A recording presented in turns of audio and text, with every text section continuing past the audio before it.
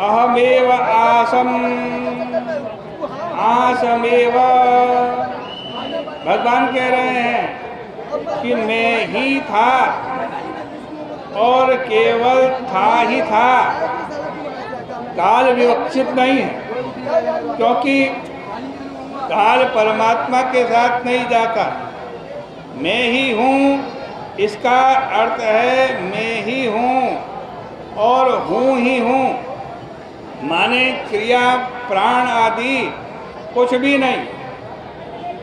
यहाँ दो एव हैं, उस पर ध्यान देना होगा। एक एव कहता है कि सृष्टि के प्रारंभ में, और दूसरा एव कहता है कि कोई कर्ता धर्ता नहीं था, केवल था ही था, सत्ता मात्र थी। अद्वितीयता बताने के लिए अहम आसम अहमेव वासम, निष्क्रिय सत्ता मात्र बताने के लिए दूसरा एव है अहमेव वासमेवाग्रे। काल वासना युक्त शिष्य के प्रति अग्रे पद है और आसम क्रियापद का प्रयोग है। अहमेव वासमेवाग्रे नान्यत् यत् सद असद परम। भगवान कह रहे ब्रह्मा जी से, और कोई दूसरी सद असद वस्तु नहीं थी इस सृष्टि में। पीछे भी मैं ही मैं हूँ, यह सृष्टि भी मैं ही हूँ, जो शेष रह जाता है अंत में वो भी मैं ही हूँ। मतलब यह है कि परमात्मा का स्वरूप अद्वितीय है। एक बहुत बड़ी विलक्षण बात है, यदि परमात्मा हमसे अलग होता तो परमात्मा की दो गतियां हो जाएंगी, या तो वह कल्पित हो जाएगा या दृश्य हो जाएगा। इसलिए अपने से अभिन्न रूप में ही परमात्मा का साक्षात्कार हो सकता है।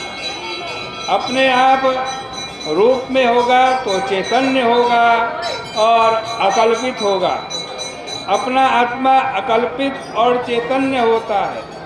परमात्मा का यदि अन्य रूप में साक्षात्कार होगा तो वह परोक्ष होगा तथा कल्पित होगा, और प्रत्यक्ष होगा तो दृश्य होगा।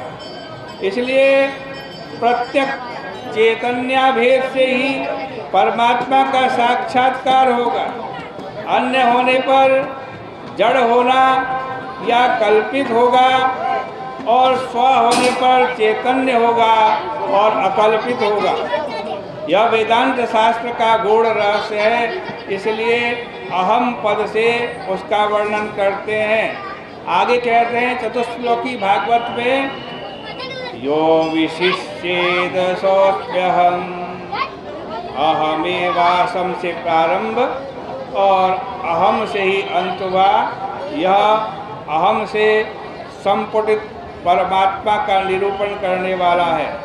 आगे कह रहे हैं ऋतेर्थे यत् प्रतीयेत न प्रतीयेत चात्मनि। यहाँ क्या है?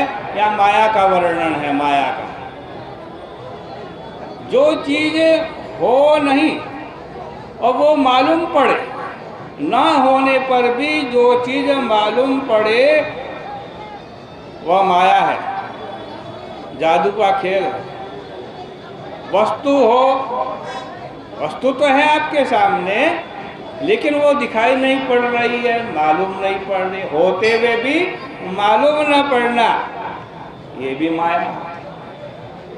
यह दृश्य प्रपंच है नहीं और मालूम पड़ता है, इसलिए माया है। अपना आपा है, परंतु जैसा है वैसा मालूम नहीं पड़ता, इसलिए इसका नाम भी माया है। जैसे आकाश में राहु है पर मालूम नहीं पड़ता, यह माया है।